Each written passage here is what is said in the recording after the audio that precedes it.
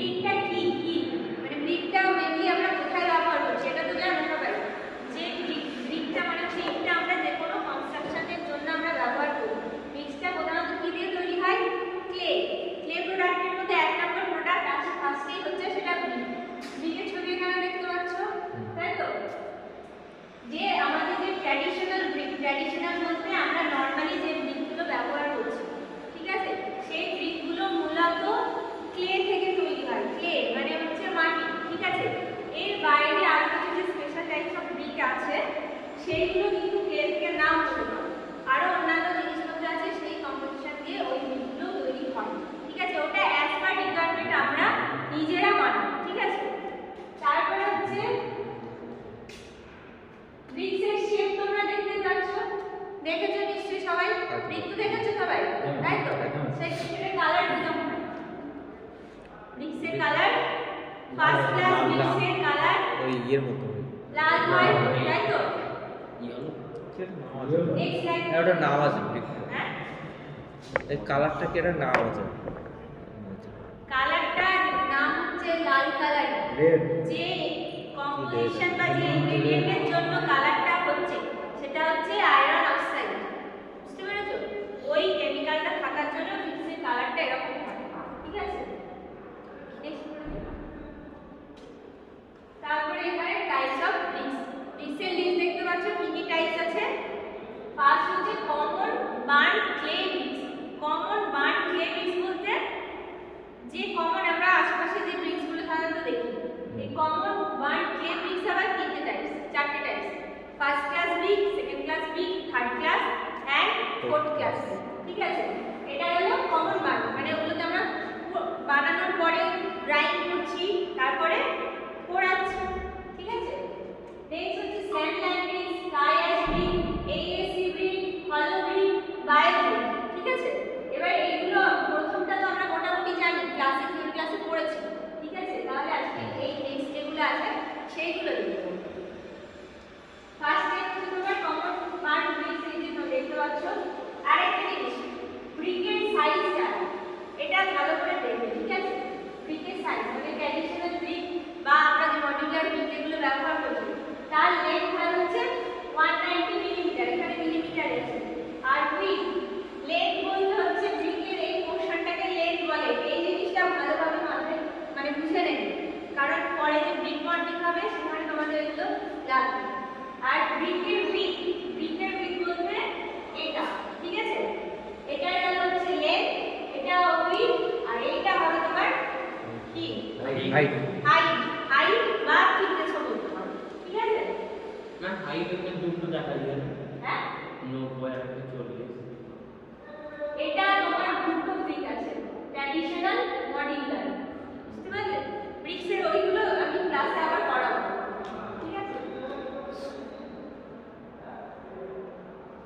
ঠিক আছে যে ওই first class second class third class যে ব্রিকগুলো আছে সেটা এখানটায় কি প্রপার্টি হয় সেগুলো দেওয়া আছে ফার্স্ট ক্লাস ব্রিকের কি হবে ফার্স্ট ক্লাস তাকে আমরা কেন বলবো তার প্রপার্টিগুলো যা যা প্রপার্টি থাকা দরকার সবগুলো ওর মধ্যে 100% আছে ঠিক আছে ফার্স্ট ক্লাস দেখো ওয়েল বার্ন মানে ভালোভাবে বার্ন হবে তারপরে শার্প এজ হবে মানে তীক্ষ্ণ মানে কোনগুলো ওর একদম তীক্ষ্ণ হবে কোনটা ব্লান্ট হবে বুঝতে পেরেছো সেটা হয়ে গেল ফার্স্ট ক্লাস ব্রিক আমরা কোথায় ব্যবহার করব ইউজেস ওখানে লেখা আছে দেখো ফেস ওয়ার্ক স্ট্রাকচার মানে কি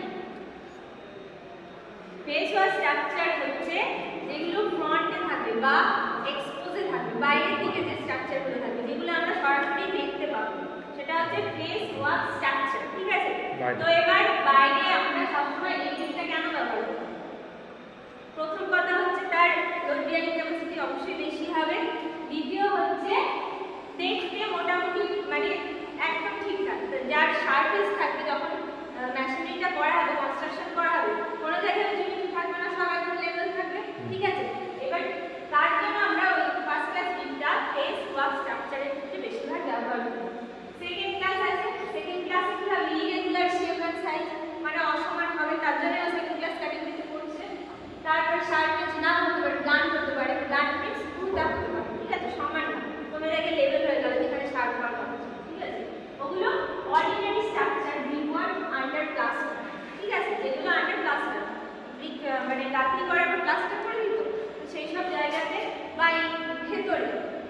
ধরে কলাম যখন গাচ্ছি, ঠিক আছে, সেসব জায়গায় মানে ইন্টেরিয়ার যেগুলো ডিরেক্টলি ফেস হয় না, ঠিক আছে, সেই সব জায়গায় সেকেন্ড ক্লাসটা আমরা ব্যবহার করি।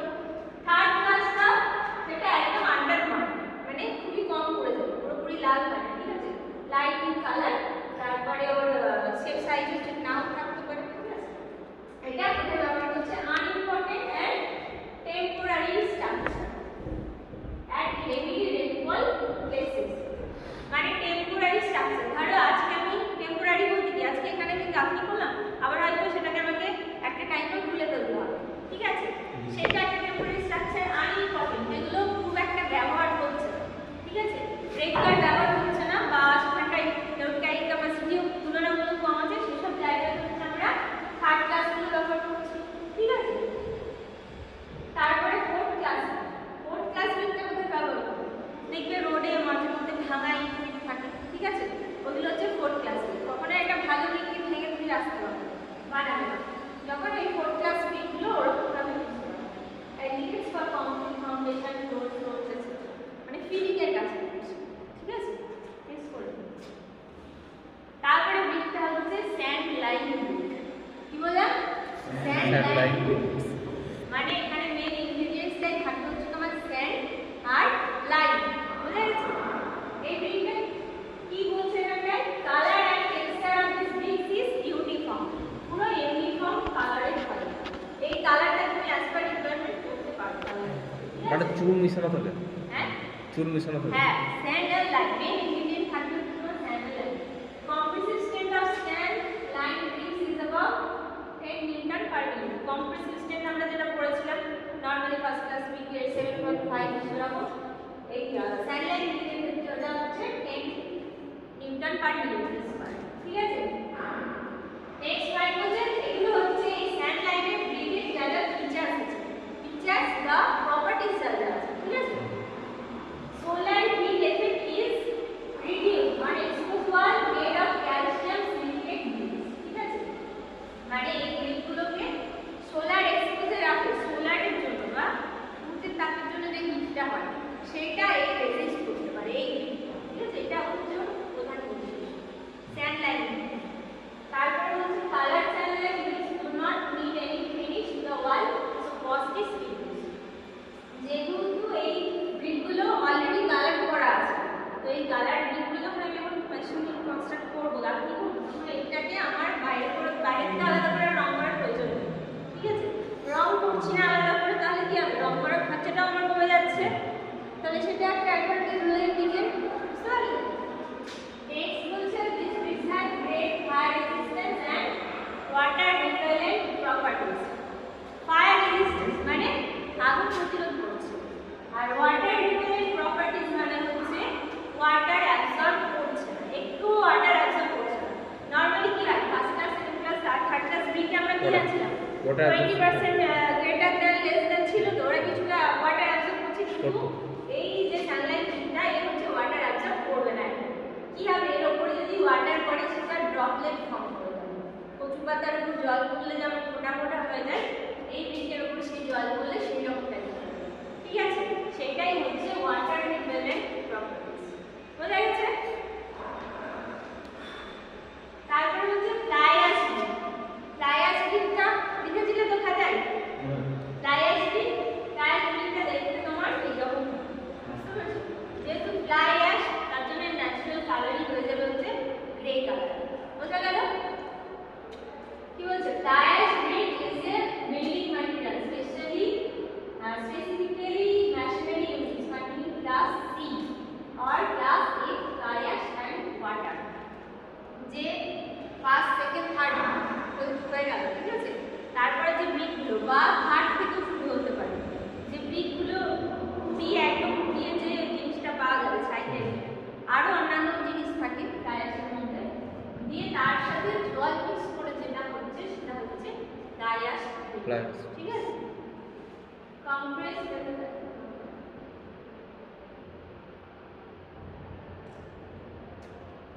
এই ব্রিক্সের একটা যেটা এখানে রেড লাইন করা আছে, দেখো মার্কারি পলিউশন।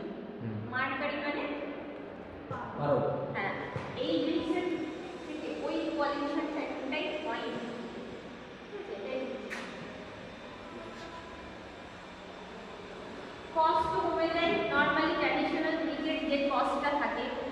এটার ম্যানুফ্যাকচারিং প্লাস আরও যে প্রসিডিওরগুলো আছে ম্যানুফ্যাকচারিং সেই তুলনায় এর ম্যানুফ্যাকচারিং কস্টটা অনেকটাই কম, কিন্তু এই ফ্লাই অ্যাশ ব্রিকটার স্ট্রেংথ নেই, মানে একদমই নেই, মানে অতটাও হয় না, ঠিক আছে অন্যান্য ব্রিকের তুলনায়।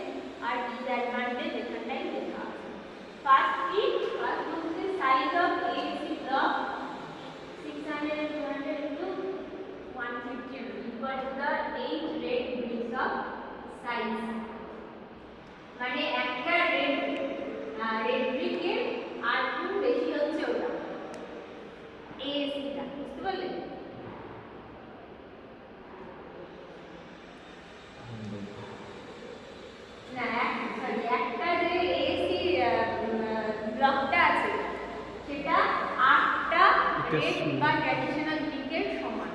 তাহলে একটা এএসি ব্রিক প্লাস এদিকে হচ্ছে ইকুয়াল টু 8টা ট্র্যাডিশনাল ব্রিক, বুঝলে? হ্যাঁ। তার মানে অনেকটাই বড় কিছু আছে সাইজটা। তারপরে হচ্ছে weight is equal to the around 40 kg and the red clay brick is about 36 kg for the same volume. একই ভলিউমের ব্রিকের জন্য ট্র্যাডিশনাল ব্রিকের অনেকটা বেশি ভলিউম হচ্ছে, ওজন হচ্ছে, কিন্তু এসি ব্লকের জন্য সেটা হয়ে যাবে তখন 14 kg, অনেকটাই কম। ওয়াটার রেজিস্ট্যান্ট অবশ্যই এটা কোনো ওয়াটার অ্যাবজর্ব করবেই না, করলে একদমই রেড ব্রিকের ফার্স্ট ক্লাস যেমন less than 20% তো এখানে আরো অনেক কম, ঠিক আছে? তারপর হচ্ছে time required to complete 10.5 feet into 8 feet wide is 230 hours for the AC zone and for the red clay brick required 630 hours. মানে এই জায়গাটা কি বলেছে, এই জায়গাটা যে এত ওয়ার্ক করতে গেলাম, এটা ওয়ার্ক করতে গেলে যদি আমরা এসি ব্রিক দিয়ে করি তাহলে সেটা আড়াই ঘন্টাতে শেষ হয়ে যাবে, কিন্তু যদি আমরা সেই একই কাজটা যদি আমরা ওই ট্র্যাডিশনাল ব্রিক দিয়ে করি তখন সেটা 6.5 ঘন্টা হয়ে যাচ্ছে, বুঝতে পারছো? তারপরে cost required to complete 10.5 feet into 8 feet wall is 40% and for the red clay brick is 1350. মানে এসি ব্রিকে যে কস্টটা হচ্ছে সেটা ট্র্যাডিশনাল ব্রিকের তুলনায় অনেক কম, বুঝতে পারছো? তাহলে কেন এটা ওয়াইডলি ইউজ হবে না এখনকার দিনে? এটা এখানে আমরা ম্যাক্সিমাম অ্যাডভান্টেজ পাচ্ছি প্লাস লেস কস্ট, তাহলে অবশ্যই সবাই আগেরটাকে চুজ করতে হবে, তাই তো? To complete the area of 8.5 feet into 8 feet required 50 AC block are used and for the red clay brick is 585 feet. মানে 8.5 feet and 8 feet required এই এরিয়ার ওয়ার্কটা মানে কনস্ট্রাকশনটা করতে গেলে আমি যদি এসি ব্লক দিয়ে করি তাহলে আমার 50 টা লাগবে, কিন্তু যদি আমি সেটা সেই ট্র্যাডিশনাল ব্রিক দিয়ে করি তখন আমার 585 ফিট লাগবে, মানে 585 টা, বুঝতে পারছো? এসি দিলে কতটা কম লাগছে আর এটা দিলে কতটা বেশি লাগছে, তাহলে আমার লাভ কোনটা হবে? সেই এসি দিতে হবে। এখানে একটা ব্রিক যাচ্ছে মানে আমার কস্টটাও বেড়ে যাচ্ছে, টাইমটাও বাড়ছে, তাই তো? তাহলে এই এসিটা আমার মানে মোস্ট প্রফিটেবল। এটা একটা ডিসঅ্যাডভান্টেজ যে carbon dioxide emission and flame utilisation is major disadvantage, মানে কার্বন ডাই অক্সাইড এমিশন হয়, ঠিক আছে?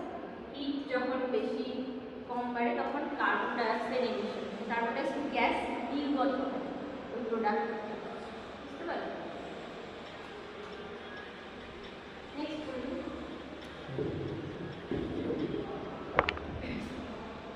হলো ব্রিক, এখানে হলো বানানটা ভুল আছে, ঠিক আছে? এইচ ও হলো, ঠিক আছে? হলো ব্রিক, হলো ব্রিক বুঝতে পারছো কি? দেখতে পাচ্ছ তো? বুঝতে হলো কোথায় থাকবে? এই লেভেলটা হচ্ছে ফাঁপা, এমনি নরমাল ট্র্যাডিশনাল ব্রিক কি থাকে ওটা সলিড হয়, কিন্তু হলো ব্রিকে এই মাঝখানটা ফাঁপা থাকে, ঠিক আছে? সলিড হয় না, এটাও দেখতে পাচ্ছ এই যে হলো ভেতরে, ঠিক আছে? A brick having holes through it which total at least 25% of it is volume.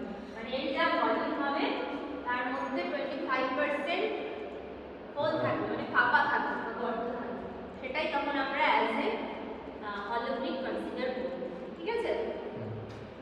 হলো ব্রিক এর সলিড যেহেতু নেই তার মানে ন্যাচারালি সেটার ওয়েট কম হবে, তাই কি ওয়েট ইনসুলেশন ক্যাভিটি যেহেতু আছে হিট ইনসুলেট করতে পারবে, সাউন্ড ইনসুলেট করতে পারবে। যদি আমরা এই পার্টি বড় বড় হল ঘর বা যে সব অডিটোরিয়াম যেগুলো আছে ম্যাক্সিমাম এই বসন্ত আসলে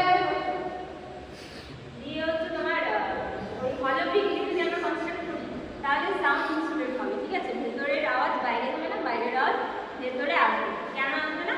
এই ক্যাভিটিটা, ঠিক আছে?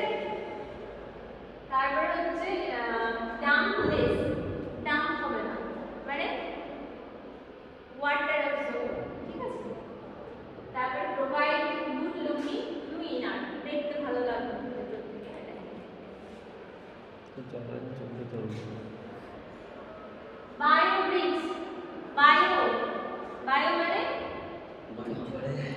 জৈব, একদম ঠিক, জৈব, ঠিক আছে? এটার বুঝতে জৈব যেসব পদার্থ থাকে সেসব দিয়ে যে ব্রিক্স বানানো হয় সেটা হচ্ছে বায়োব্রিক্স, ঠিক আছে? ব্যাকটেরিয়া ব্রিক বলে এটাকে, bricks without heat or clay, মানে এই ব্রিক্সের মধ্যে কোনো হিটও লাগছে না, ম্যানুফ্যাকচারিং করতে ক্লেও লাগছে না, ঠিক আছে? 80% of global carbon emission comes from making bricks. ব্রিকটা বানাতে গেলে হচ্ছে 8% কার্বন ডাই অক্সাইড গ্যাস হচ্ছে আমাদের লাগছে, মানে এমিশন হচ্ছে, নির্গত হচ্ছে ভিতরে এটা? ঠিক আছে? No pollution to environment, green alternative composition for the